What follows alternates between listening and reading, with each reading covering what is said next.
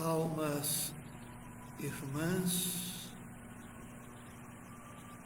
em instantes, em alguns minutos, iniciaremos o nosso estudo bíblico. Normalmente, o estudo bíblico ocorre às quartas-feiras, às 10 horas da manhã. E hoje, como sabemos, é terça-feira, quase 20 horas. E estamos antecipando porque amanhã, bem cedo, saio, vou cumprimentar antes estas almas tão queridas, Mima, Alexandre Lucas, Sandra Matos. Amanhã, pela manhã, eu saio para um roteiro doutrinário. Deverei embarcar em Campinas em direção ao Rio Grande do Sul. Nesta próxima sexta-feira, inicio o roteiro pela cidade de Quaraí. Falamos em Quaraí na sexta-feira, no sábado à tarde, e na sequência várias outras cidades, como Uruguaiana, São Borja, Alegrete. E assim, para não deixarmos de realizar o estudo bíblico, antecipamos para hoje. É uma bênção mesmo, Mima, este momento, esta hora, esta oportunidade. Está chegando também para estar conosco nossa irmã Maria Helena. Nosso estudo hoje será baseado em Lucas, capítulo 12, versículos 1 a 3. E vamos resgatar alguns versículos do estudo anterior, que está em Lucas, capítulo 11, versículos 37 e seguintes. Já são 8 horas e convido-os ao estudo. E para isso, evoquemos a presença e as bênçãos de nosso Senhor Jesus Cristo para todos nós e para este planeta ainda tão distante das coisas de Deus, do Cristo e do Evangelho. Olá, Milena. Nossa gratidão também a você. Lucas 12, versículos 1 a 3. O fermento dos fariseus. Ajuntando-se, entretanto, muitos milhares de pessoas, de sorte que se atropelavam uns aos outros, começou a dizer aos seus discípulos: acautelai-vos primeiramente do fermento dos fariseus, que é a hipocrisia. Mas nada há encoberto que não haja de ser descoberto, nem oculto que não haja de ser sabido, porquanto tudo o que em trevas dissestes, à luz será ouvido, e o que falastes ao ouvido no gabinete, sobre os telhados será apregoado. Para entendermos este pequeno trecho e os versículos que estão inseridos no capítulo 11 e que fazem alusão aos fariseus, precisamos, primeiramente, resgatar nesse nosso estudo algo da missão divina de que Jesus foi o emissário perfeito. Precisamos resgatar algo sobre Deus, nosso Pai, como nos apresentou Jesus Cristo.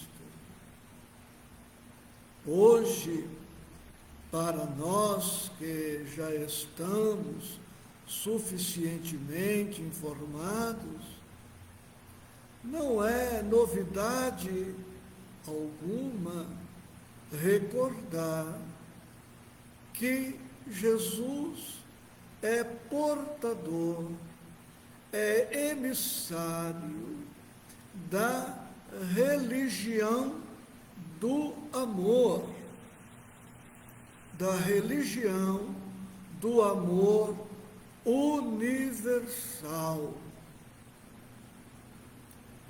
E para que possamos entender esta religião do amor universal, precisamos retomar o conceito que Jesus apresentou sobre Deus.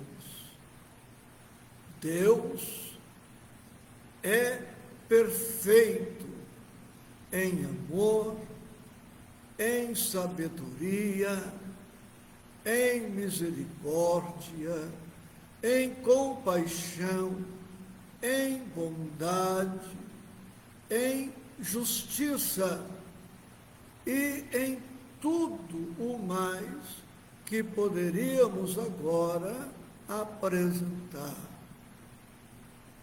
Deus é Pai de todos, indistintamente. Assim, Ele é Pai dos filhos que vivem por toda a terra, para não mencionarmos agora os demais planetas habitados. Mas Deus é o Senhor da vida cósmica. Não há vida que não seja oriunda das mãos do Pai. E tudo que é de Deus é para todas as criaturas, independentemente de qualquer condição. A terra está dividida em 5 continentes, pois Deus é Pai de toda esta família terrestre que habita os 5 continentes. Deus ama a todos os seus filhos igualmente, sem preferência, sem privilégio, sem inclinação nenhuma. Vejo na tela a presença de Sueli, Rosa Claro e da companheira Edneia Pérez. Que maravilha, Edneia! Há poucas horas você estava atravessando um período doloroso, sepultando o corpo da mãezinha desencarnada na madrugada de hoje. E atravessou toda a noite, velando, esperando por notícias, atravessou todo o dia e agora, 3, 4 horas depois da inumação do corpo daquela que foi sua mãezinha e continua sendo sua mãezinha, você está conosco aqui.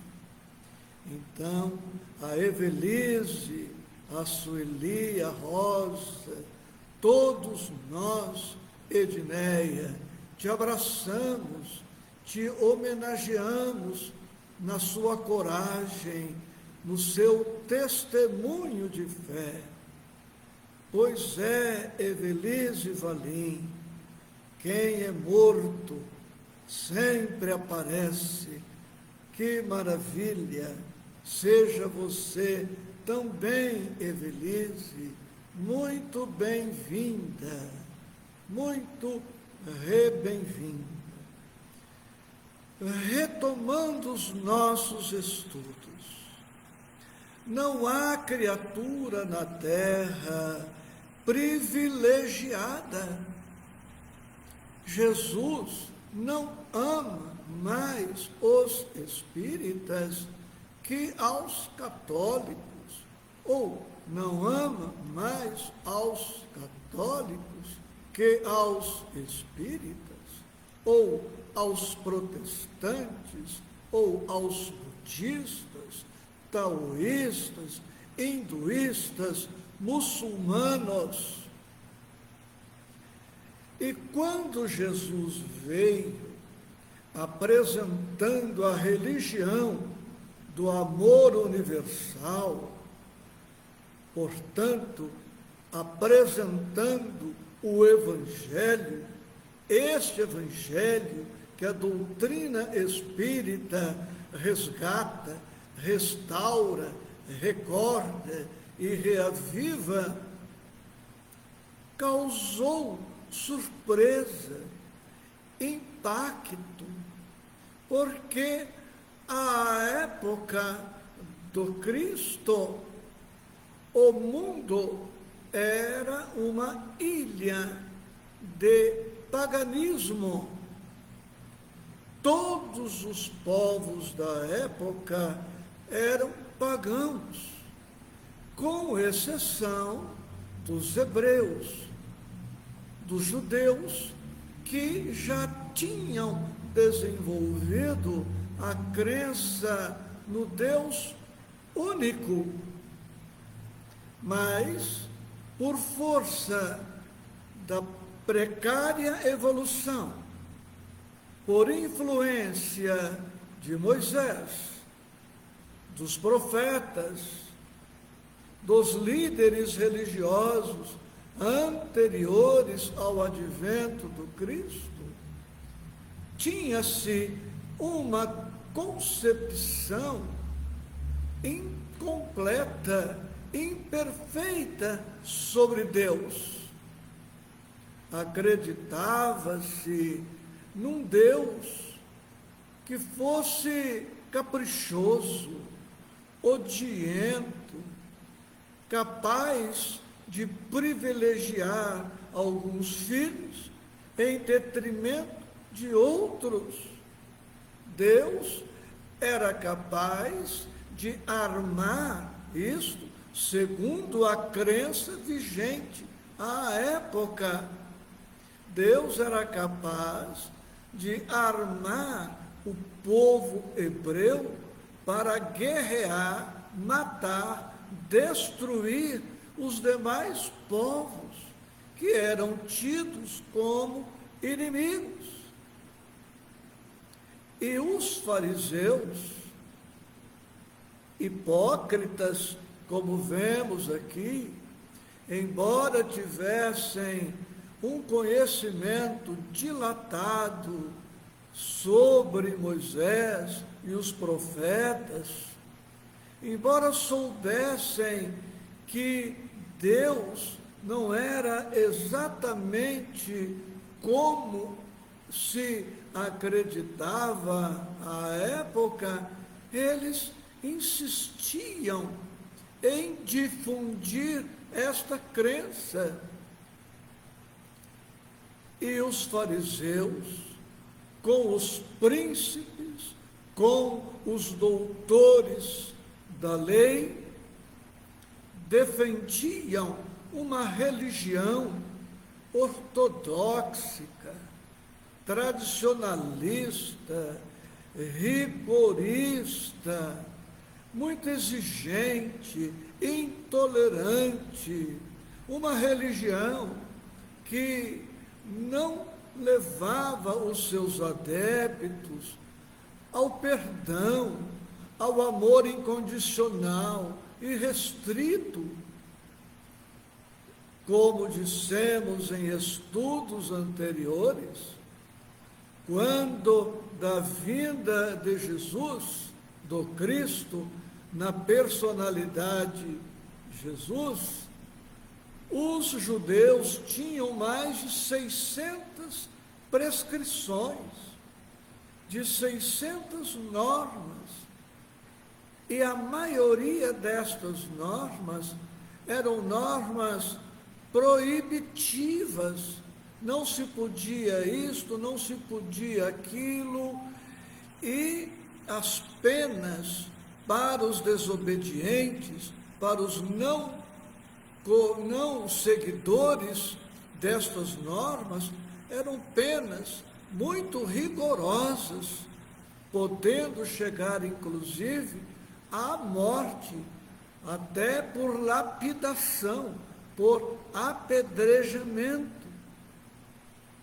Jesus vem e inaugura um tempo novo, propondo o perdão irrestrito, tanto que em certa oportunidade Pedro pergunta a Jesus: Mestre, quantas vezes perdoarei a meu irmão? Até 7 vezes? E Jesus lhe redargue: como sabemos, não te digo que até 7 vezes, mas até 70 vezes, 7 vezes.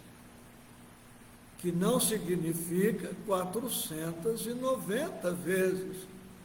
Não é esse cálculo simplista, 70 vezes 7, ou 7 vezes 70, 490 vezes.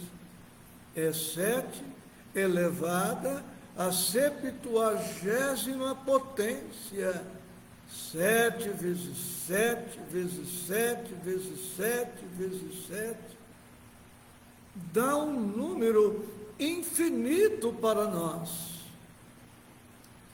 Jesus vem para dizer-nos que somos filhos de um Pai, todo justiça, sim, mas que esta justiça é sempre exercida com misericórdia, com amor, com bondade, com renovação de oportunidades, que Deus não castiga, que o que ocorre é que cada um colhe consoante a sua semeadura, e que não existe penas irremissíveis, penas eternas. Jesus vem para dizer-nos que não existe este inferno teológico para onde vão os nossos inimigos, aqueles que cometeram determinados pecados e que não terão a menor oportunidade de recuperação, de reajuste, de refazimento. Não. Jesus nos fala da reencarnação, que é o perdão de Deus. Jesus nos fala da humildade, nos fala de todas estas virtudes que encontramos a mancheias nos evangelhos. E por isso, no tema de hoje, Jesus está advertindo os seus discípulos, dizendo-lhes: acautelai-vos primeiramente do fermento dos fariseus, acautelai-vos, ou seja, vigilância, prudência, atenção, cautela. Jesus não propõe desprezo aos fariseus, repulsa aos fariseus, ódio aos fariseus, porque desprezo, repulsa, ódio aos fariseus, aos doutores da lei, aos príncipes do templo, aos doutores, seria adotar o mesmo comportamento extremado que eles adotavam, seria pautar a vida por uma atitude de desamor, como eles adotavam. E sendo Deus Pai de todos, Deus é também Pai dos fariseus, é Pai dos doutores, dos príncipes. Deus é Pai dos arrogantes, dos soberbos. Deus é Pai dos orgulhosos. E Deus, que ama a todos estes seus filhos, também encontrará meios para trazê-los para o Evangelho. Nenhuma ovelha se perderá, disse-nos Jesus oportunamente. E continua nos dizendo: nenhuma ovelha do seu rebanho se perderá. Então nós precisamos ter sempre em mente a mensagem genuína do Evangelho. É verdade, Evelise, os vivos também, e é por isso que nós estamos juntos. Augusto, Luiz, boa noite. Roberto, Sônia Paz, Campo Grande, que maravilha, profunda gratidão. E é por isso que no capítulo 11, cuja leitura fica aqui sugerida, vocês verão que, especialmente a partir do versículo 42, Jesus faz várias advertências aos fariseus, mas advertências carinhosas, porque Jesus tinha por eles o mesmo amor que tem por todos os seus irmãos. No estudo de hoje, ele está dizendo para que tenhamos cuidado para não adotarmos para as nossas vidas a filosofia destes crentes de todos os credos que apresentam uma doutrina com privilégios, como se Deus amasse mais a uns do que a outros. E ele diz: nada há encoberto que não haja de ser descoberto. Ou seja, não adianta algum espírita, católico, evangélico, pastor, sacerdote, médium, preceptor, professor, teólogo, filósofo, missionário, mentir para os seus irmãos de ideal, propondo algo que não tenha respaldo no Evangelho. Porque toda esta verdade, a verdade do Evangelho, que é amor, que é justiça misericordiosa, um dia estará ao alcance de todas as criaturas. Eu tenho aqui comigo o livro Vinha de Luz,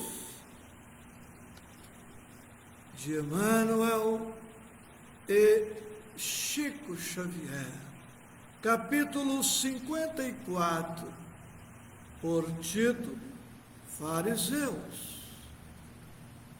Acautelai-vos primeiramente do fermento dos fariseus. Já lemos e relemos aqui várias vezes este versículo, que está em Lucas 12, 1. E nós vamos trazer o pensamento de Emmanuel, fechando as nossas singelas reflexões desta hora. Fariseu ainda é todo homem presunçoso, dogmático, exclusivo, pretenso privilegiado das forças divinas, o orgulhoso descendente dos doutores de Jerusalém, ainda vive através todas as organizações humanas, respira em todos os tempos terrestres, acredita-se o herdeiro único da divina bondade, nada aprecia senão pelo prisma do orgulho pessoal, traça programas caprichosos e intenta torcer as próprias leis universais, submetendo-as ao ponto de vista que esposou na sua escola ou no seu argumento sectarista.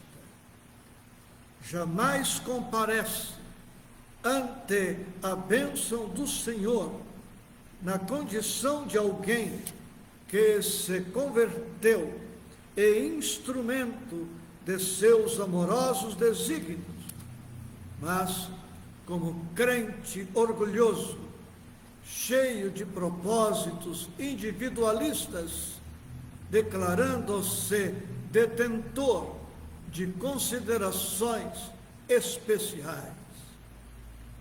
Os aprendizes fiéis necessitam acautelar-se contra o levedo de tais enfermos do espírito.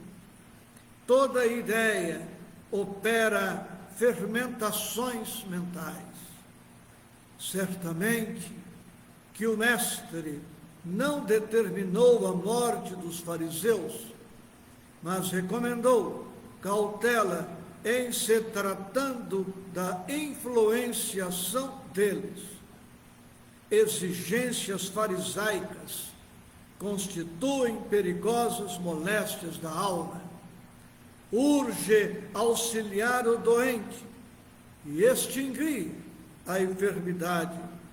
Todavia, não conseguiremos a realização provocando tumultos, e sim usando a cautela na antiga recomendação de vigilância.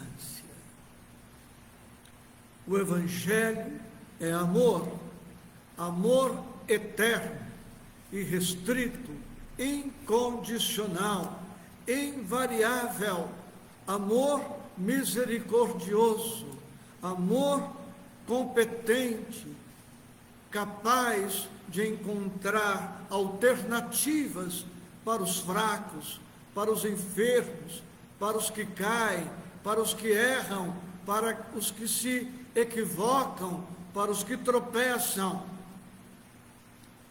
E é este Evangelho que precisamos encontrar nos templos religiosos.